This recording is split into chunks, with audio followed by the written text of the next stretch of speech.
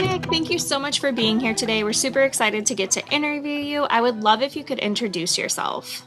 Sure. Well, thanks for having me on the podcast today. I am Mick Smith. I'm sometimes known as the Doctor of Digital because I do have a podcast myself, but I do have a background extensively in education, but I've also moved into digital marketing, voice talent. I also help authors write their books. I edit, voice talent, a bunch of things like that. So usually what I say when people ask, what do? I say, pick a card, any card. I can do it. Love that. What is your book about? Well, it's a good question because I wrote a book some years ago, and actually what it came down to, and I sat on it for quite a long time until I kept running into people who were in a very similar situation. So it was something that I hadn't chosen for myself, but I did have an unfortunate incident occur some years ago when I pulled up in the driveway and everything was gone. The house was stripped, the bank accounts emptied, and most importantly, my daughter was not at home. So I had to do a little bit of a search to try to find her. Contacted everybody I could think of in the local community, what I call the local village, found a cop, and I said, I can't find my daughter. Where is she? She had been at a neighbor's house, and the police then finally called. I was living outside of Philadelphia at the time, in suburban Philadelphia, and over the police radio, I heard California. So I found out my daughter was 3,000 miles away. My wife had taken off with her. And so really the novel was about that. But like I said, I sat on it for a while, mostly because I wrote a book because it was catharsis. I wanted to get it out of my system. It was a very traumatic period in my life. And then trying to get my child restored back to the marital home. And I wanted to get it out of myself and out of my brain and get it out, in other words, to express this idea. And so I had sat on it for a while, for a long time, but then I run into other people when I said something about my background and then being a full-time single father, people said something along the same lines. Well, that happened to me, or that was my cousin, or I know somebody. So after quite a long time of having it on the shelf, I said, I think it's about time to publish this book. And I also point out that actually, since I love music too, as part of my background, not my official background, but I love music. Actually, there's a song from 1959 that Chuck Berry sings called Memphis, Tennessee. And some people might enjoy it because it's old rock and roll. And he has a very interesting song. And it says about that he gets a call from somebody from Memphis, Tennessee. And it's basically, who else could it possibly be? My uncle took the number and wrote it on the wall. That is a person that I know. That's Marie. That's my 6-year-old daughter. And he says in the lyrics, and why is she in Memphis? Because her mother and I could not agree.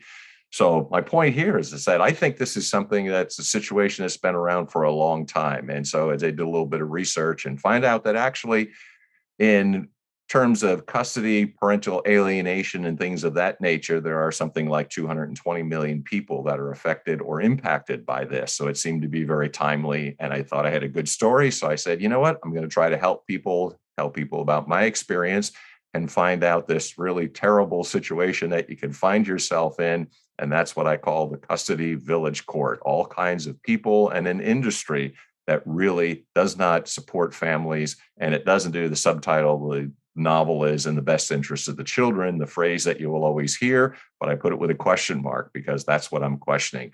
It's really not set up that way, and it's really not conducive to families or children or really healthy for anybody to be in. I know you touched on this, but what inspired you to write your book?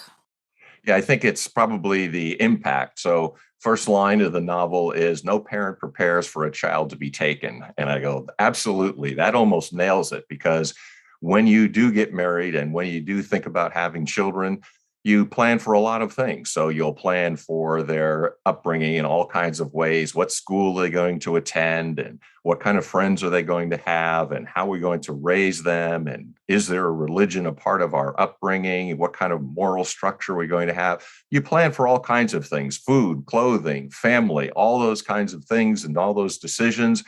But I bet no one really thinks about a child to be taken and what would you do? Nobody can prepare for that. And I think that's what really set it off in terms of saying, here is something that you need to consider or think about, or people might find themselves in that situation. So I'm hoping the novel really reaches out to them and helps them out to see they're not alone. There are other people that go through this. And I would have to say I'm a survivor. I survived. I'm still around.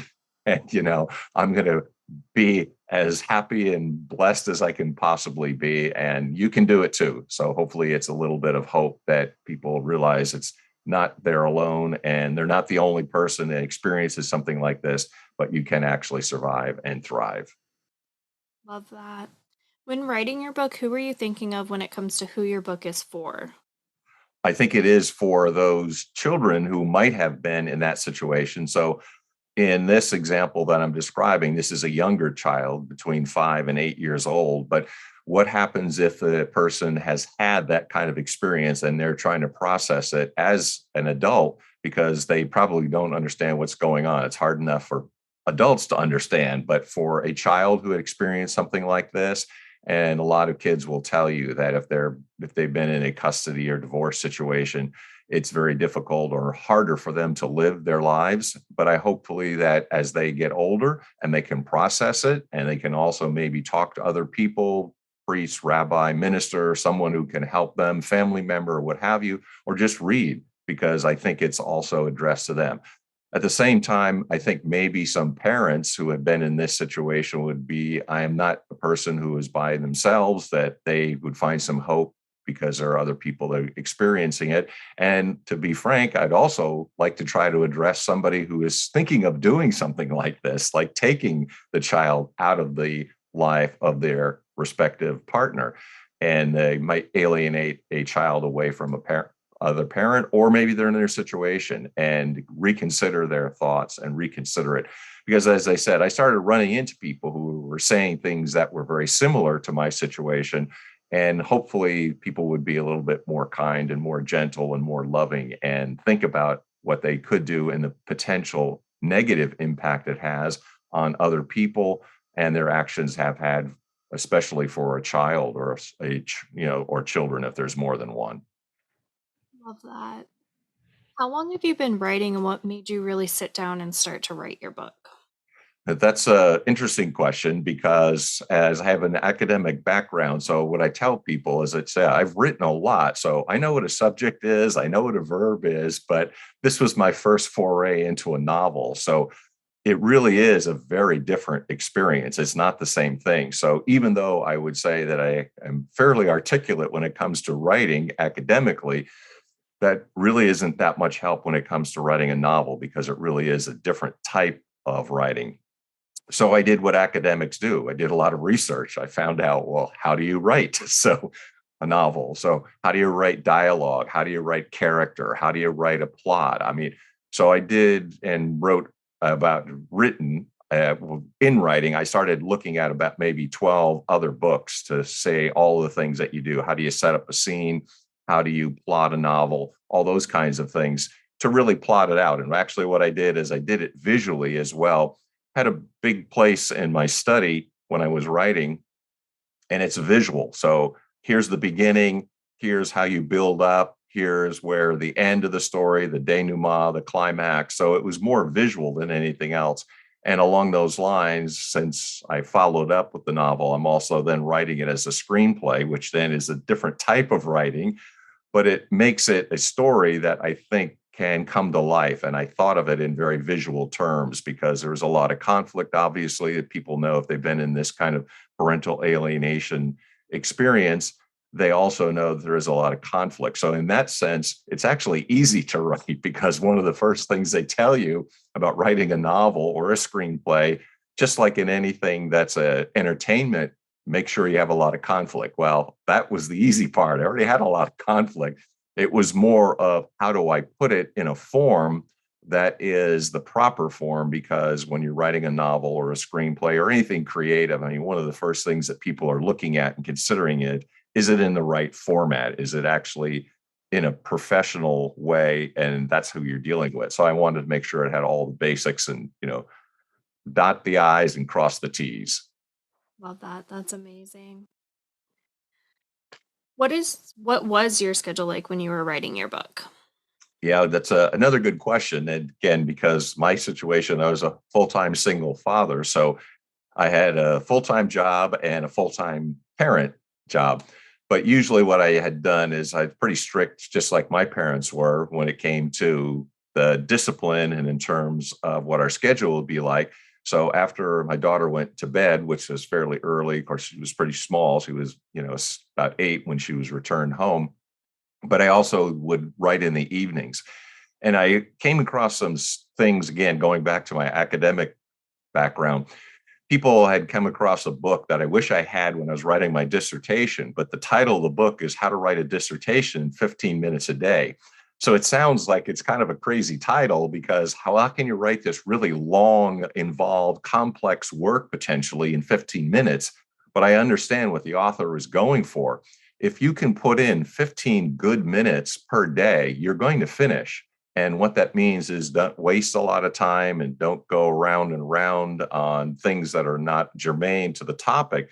But if you can get a 15 solid minutes, which means here's the prose that you really want to include and you really are comfortable with, and it really does fit the book, whatever you're writing creatively, you're going to finish. And I think that's what people would see when it comes to writing, because a lot of people have ideas for writing, because you can talk to almost anybody. Go, yeah, I thought about writing a book. I've got a story. And that's one of the things I said earlier to introduce myself. Yeah, I help people write books, because I can help them write. But what they need to understand is that you've got to have a schedule in which you would get that 15 minutes a day. So for some people, they're early morning risers, will get up early. Some people say, no, I have to process it. So sometime during the day. For myself, I tended to relax, but I could also be thinking about it. It's a process I call percolating. So way back when they used to have coffee on the stove, you'd see this thing percolate and the coffee would get hot. And that's what it reminds me of. I think ideas come to people like that. And that's what I always describe as the writing process, because they percolate and you're thinking about them so that by the time you actually sit down to write, that's where that 15 good minutes comes in, because those are the key words, those are the key expressions, those are the things that you've been thinking about. And you want to be able to get that down on paper, because that's golden. That's really going to help you. I really love that. What do you need in your writing space to help you stay focused? I think it's probably easier for me because I would say I'm a pretty focused person. And I think you just need to be comfortable. So for individuals, that's going to be something different. I mentioned earlier, just because I gave a reference to Chuck Berry, I love music. So I think music is helpful for me. And again, depending on the person, sometimes mellow music works for people because they can be more reflective. Other people are more as if they were doing something like a Zoom or something like exercise and they need to be pumped up. But I think what's conducive for me is just a comfortable place. And people think that there are different ideas on that. So it might be music, it might be a place that's space and quiet.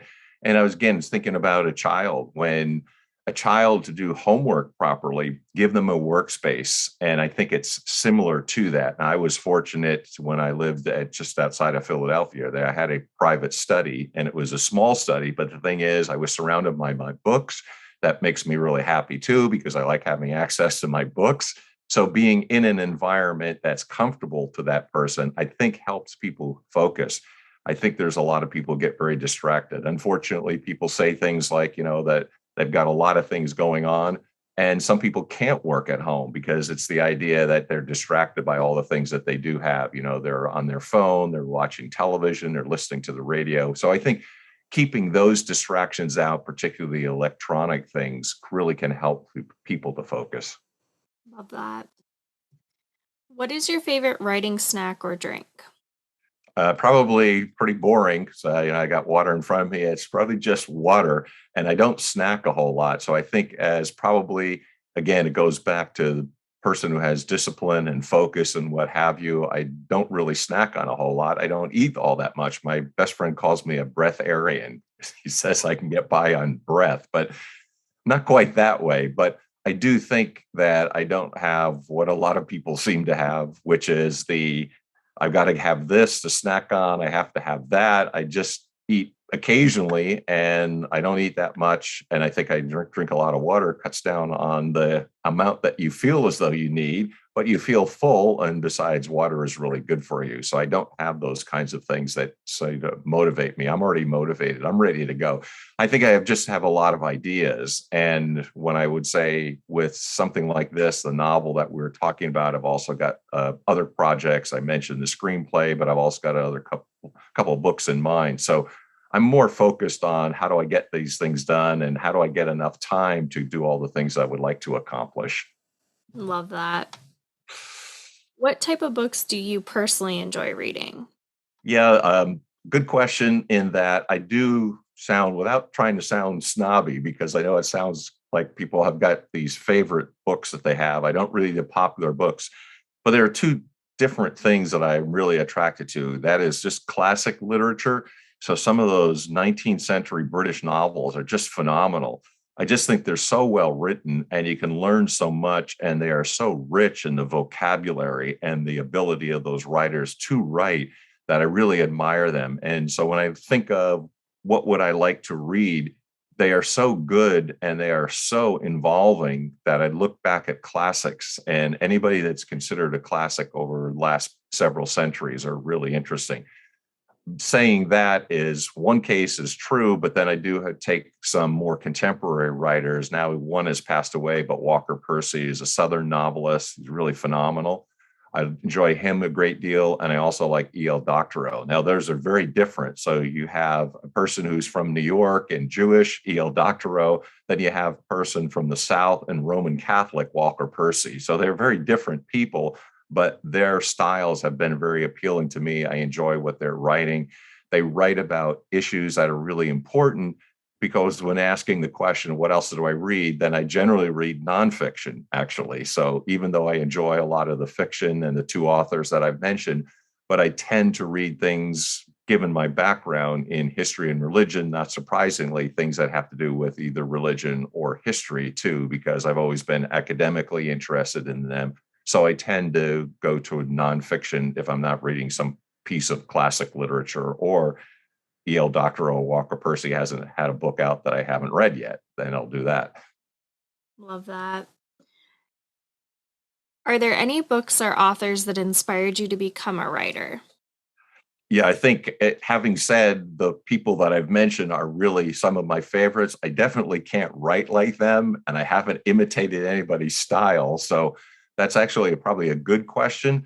But I think it's a combination. When I was thinking about the novel, and again, the two other books that I'm thinking about as well, I think that if you are going to write, you have to have something that really does come from within, and that's that creative aspect that you have. So without trying to imitate anybody, I think I've tried to be myself, but they are also subjects that I can speak to directly. So I would say it's really only myself, and I really haven't looked at anybody else or imitated anyone. I can't write like anybody else. I'm only me. And it actually reminds me of my best buddy who does write songs. And the thing is, when I am such a fanatic when it comes to music, and I know so much trivia, when I'm talking to him, he's like me in the sense that he hasn't imitated anybody. He's very original. He's got his own style. And I'm sometimes wondering when talking to him, how come you don't know some of these things about music or these musicians that I know? I'm not a musician. I'm not a songwriter. But I think to answer the question, it's something that you have to feel that's within, and it truly is motivating you, and you have a real passion for it. So that's what I thought when I came to writing. I'm sort of like writing with, blood in my hands, because this is really from within, and it's really a creative aspect of myself and my personality that I'm trying to tap into. And hopefully I'm communicating that to people, that it's really heartfelt and it's really from within, and it's a creative part of myself that I feel as though I need to express. That. What type of books did you grow up reading? Did you have an all-time favorite? It's a interesting question in that it's kind of reminds me of a story. So my sister and I were voracious readers as kids. And when we were kids, we would ride our bikes to the library. And what I would do is I would get the maximum amount of books that you could take out of the library, which was something like 10. I would stack them up. and then read a chapter in each and just rotate them. So some people would say, aren't you getting confused? I go, no, because I was so engaged in the content that I really enjoyed them, but I went through them that way. And then my sister also read a lot as well. And the funny thing is, she had a bike that had the basket. So we were going up the hill. We were growing up in New Jersey. Every time we got to that hill, we'd have to switch because she couldn't get all the books in her bike up the hill. So we'd have to exchange at that point. But in terms of things that what I read, I don't really remember enjoying a lot of things that other kids did. And it was also unusual for my sister and I. We also read before we went to school. We only went to kindergarten. There was no preschool back in the day, but we both were reading before we went there. So no one really taught us how to read. I'm not sure how we both did, but I do remember my father reading a newspaper all the time. I think we saw our parents reading and thought it was an important skill to pick up. So it wasn't anything particular, but I do think I started getting attracted to things along the lines of history and background. And it's also very fortunate with my parents. They were a young couple and they wanted to see a lot of things. So when we grew up back east, we were in Pennsylvania, New Jersey, the Eastern Seaboard. The things that we grew up were the things that my parents wanted to see. And fortunately, I got to see them as well, too. So a lot of Revolutionary War sites, Civil War sites. So then, not surprisingly, every time we would go somewhere, such as Gettysburg, well, I'd want to know everything about Gettysburg because I would want to know the history and the background. And it was also good preparation because when I did get to college, I started taking classes that I wanted. I both took music classes because I was interested in music and history classes as well, too. So as a kid, I started already developing an interest in those areas. And same thing with school. I saw some things in school that I wasn't really interested in to the annoyance of my parents, but I said, I'm not really interested. I'm going to pursue the things that I want to pursue, which were historical in nature. And what then by the time you get to college, you realize they're the liberal arts. So I was very interested in anything having to do with the liberal arts. Love that. On the other side of that, now as an adult, do you have any favorite series or authors that if something comes out, doesn't matter what it is by them, you're just going to grab it? Yeah, and I think there are some of those serious thinkers that I do enjoy. So the people that I think that are worthwhile reading, and I would recommend to anybody this, it's somebody, if I could have actually stayed in academia and done as well as him, I would have done that because his books are really first rate. But this is an ancient historian, Victor Davis Hanson, that anything that he puts out, I will read because he is so good and he's so creative and he's so insightful that I can appreciate much of what he's writing about. And I wish I could attain that, but he's really phenomenal. He has really done some groundbreaking work. And what he has done is he takes his historical perspective and apply it to the present. And that's what I really admire about him, because if there's anything that I did as a teacher and a professor and a campus dean, and when I was an executive in the educational industry, that's what I was attempting to do, to try to show people how much you could learn from history. And there is that famous saying that those who refuse to remember the past are condemned to repeat it. And that's what I appreciate about his writing, because that's what he's been able to accomplish as an ancient historian, apply himself to contemporary affairs and current affairs and show how important this is. They're also related to that is a person I also think almost everything he has written, I want to read too. This is Neil Ferguson. Neil Ferguson writes on financial history. So I'm not particularly adept at the financial part, but I definitely understand the history of what he's writing. And he too has taken the past and the historical part of financing and how people have related to each other in terms of networks, in terms of pandemics and things that we've experienced, but also applied himself to current affairs. So when I talk about the, in general, liberal arts or with history, people often would think of it as, well, it's all in the past, it doesn't matter. And my argument is just the opposite. If you look at these writers who are really preeminent thinkers, what they are attempting to do is to show us the past so that we understand it, but then solve problems for today. And I think if anything, that's what we definitely need. But I would pick out those two, that almost every book that they're out, they're both contemporary, they're both still alive and hopefully publishing for some time. But when they come out with something, I'm automatic. I'm getting it. So Neil Ferguson and Victor Davis Hanson, both phenomenal. Love that. What would you tell someone just starting out with reading again? That's a good question too, because I'll give you an example. Now, I had been reading quite a bit, as we said earlier, since I was a small child. And I always felt, well, I'm a pretty darn good reader. And I knew this because I could compare myself, and my dad did. He actually had challenged my uncle, who was in college at the time. We did a speed and complexity reading test that my uncle had. I was in 8th grade. And the thing is, when we tested each other, went up to competition between the two of us, I read faster than my uncle with a higher comprehension. I was only in 8th grade. He was in college. So I knew I had some pretty decent writing there. But there was a book that I came across when I got into graduate school.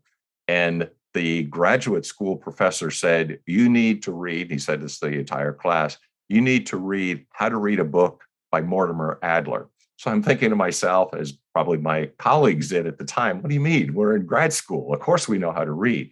However, in that book, this is by far the best book for a person who wants to get into reading or also would like to be a better reader. It's How to Read a Book by Mortimer Adler. Now, he's not saying you have to know how to read before you read his book, but what he's showing you is how to take the different disciplines that there are, such as history and religion and science and different fields, and how best. And there's some great tips that he has, I've noticed. If a person is reading a book seriously, keep something handy. Some people will write in a book. Some people don't want to write in their books, but they can write notes, but being an active reader. And if there was some way I could summarize what he is saying, and it's being an active reader. So for a lot of people, they will tell you, I read a paragraph, but I have no idea what I read in that paragraph. That's because they're being a passive reader. An active reader is a person who is actually engaging with the thoughts and engaging with the words and actively understanding. So what I did, and I taught myself, I think if I came across a word to increase my vocabulary, I made sure I wrote that down and then I looked it up with a great dictionary. The point being here is that what a lot of people are frustrated with is they either don't know the words, they don't understand the thought behind the words, and that's what frustrates them. But by reading that book, being an active reader, looking up words, making sure that you're understanding the concepts, and you find that you will both increase the speed of reading and also the enjoyment of reading because you're actually going to understand. By the time you get to an end of a paragraph, you should know what the topic sentence is, and you should know what that paragraph is, and then build on that paragraph by paragraph, chapter by chapter, and ultimately to understanding a book. Uh, on the other side of that, what would you tell someone just starting to write their own book? That's a good question for someone like me, because that's what I'm really passionate about, is helping people, because I do think a lot of people will have a story, but they don't quite know what to do in terms of the structuring of a story. So what I would say for a lot of people, yes, you are a unique person.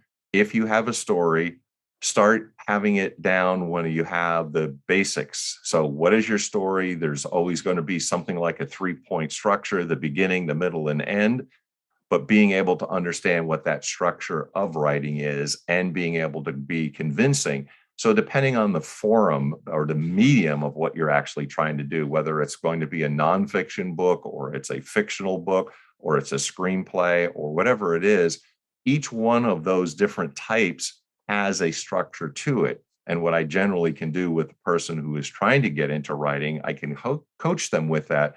And I do what I would call coaching for results. A lot of people, it's not like they just wake up in the morning and say, I need a coach. What they really are looking for is results. That's the key. So when I work with somebody, I say, let's define what results you would like to get out of this. Do you want to go for a page length? Do you want to go for a impact in a certain field?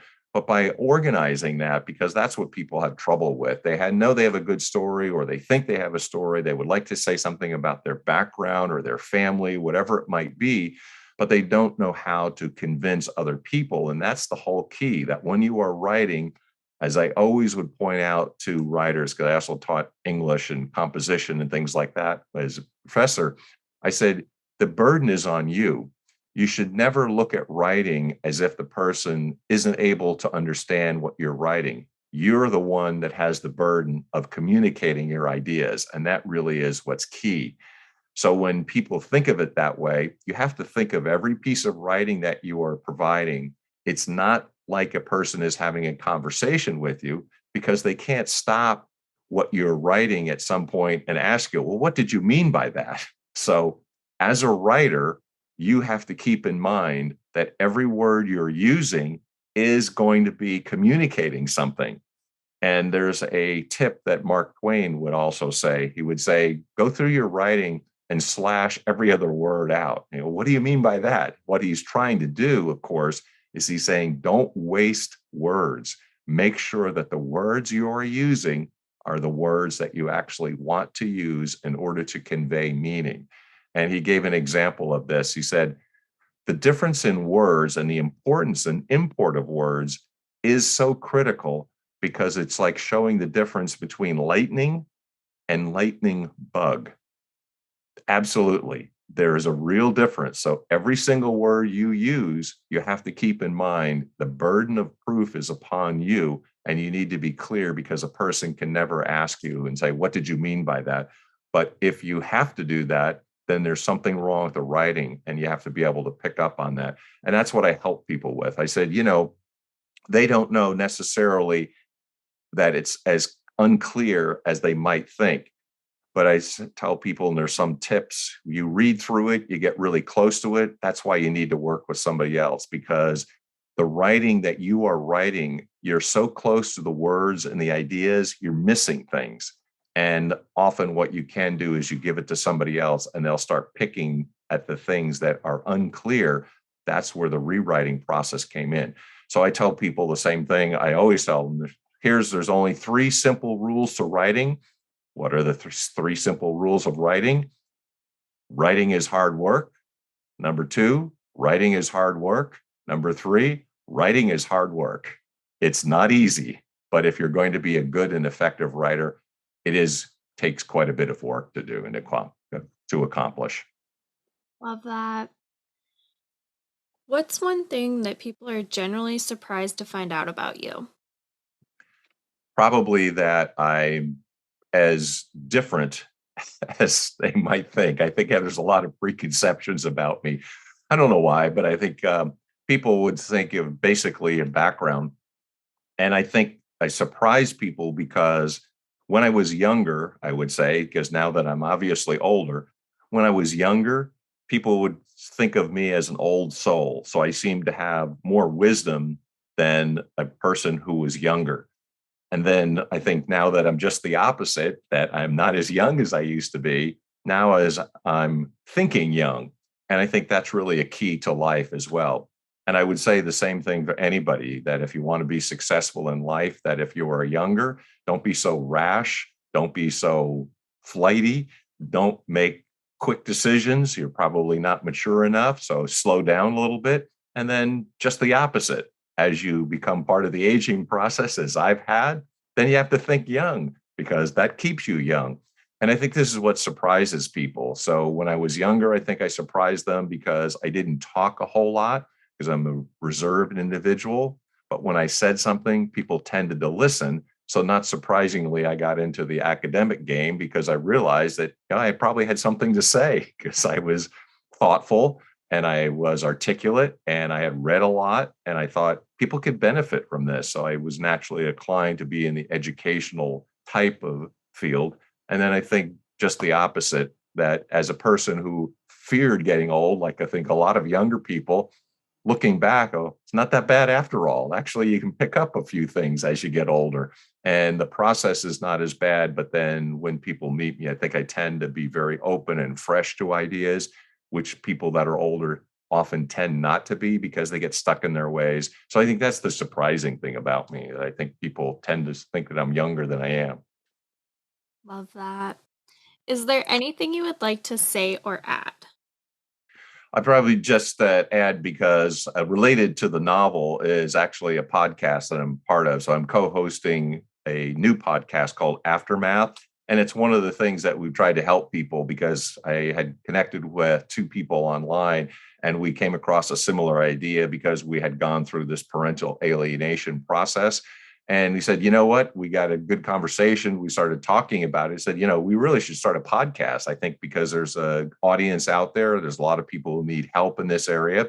So I've also now the co-host that we do sort of a he said, she said segment, but we're very cooperative with one another. But you get the two perspectives. You get a man and a woman. You get a father and a mother. And from our different perspectives, but both of us experiencing parental alienation and going through a custody situation from our separate perspectives, I help a lot of people because hopefully a woman listening to me can hear what I had to say and maybe learn a little bit. And likewise, my co-host, who's a mother and a woman, maybe a guy can listen to her and understand what she thinks. So I think that's what's really helpful. So it kind of a outflow from the novel itself because it really is having to do with parental alienation and custody. Well, she experienced the same thing. So Aftermath has been really a blessing, I think, to people, and hopefully people will check us out and subscribe, and benefit and be healed. I love that. That's such an amazing thing to put out there. Where's the best place for readers to find your book? I know a lot of readers love signed copies. Is that an option? And the best place to connect with you?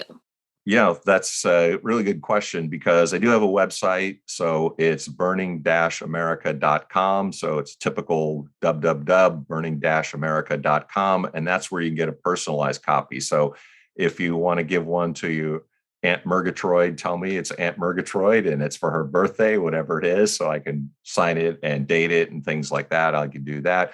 And then it's pretty available in a lot of other places. So you can go to Amazon, you can go to Barnes and Noble, you can go to Walmart, you go to Target. So any of those other outlets, personalized, or then also a lot of the general sites as well that people can get it. If you want to get a hold of me, contact me directly. So email me. That's Mick, as in Jagger, except he makes more money. Mick.Smith@wsiworld.com. That's Mick.Smith@wsiworld.com. Get a hold of me directly if I can help you in any way. Be more than happy to. So that's great. And also the social media too. I'm also online, all the socials. I'm out there, pretty easy to find. I'm also on podcast, Dr. Digital Podcast. Also can get a hold of me directly there as well. Amazing. Well, thank you so much for being here today. We're super grateful, and we'll be sure to drop those links in the show notes so that everyone can find you. And again, thank you so much. Well, I appreciate your time. Thank you for having me. Everybody hopefully will hear and bless by anything I can say and anything that you have done as well. Deus Vult.